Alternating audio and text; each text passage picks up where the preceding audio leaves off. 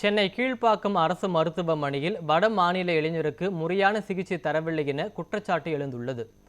பீகாரை சேர்ந்த 34 வயது இளைஞர் அமீர் சென்னையில் தனியார் நிறுவன கட்டடத்தில் வேலை செய்து வந்தார்.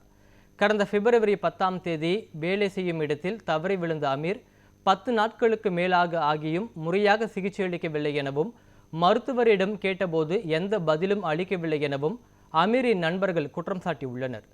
இந்நிலையில் இது குறித்து நடவடிக்கை எடுக்க அமீரின் நண்பர் கோரிக்கை விடுத்துள்ளார். 11ஆம் தேதியில் இன்னைக்கு தேதி 20 ஆகுது. நாளைக்கு சொல்லி இன்ன வரைக்கும் இன்னைக்கு பண்ணுறோம். நாங்கள் இன்னைக்கு கூட சர்ஜரி பண்ணல.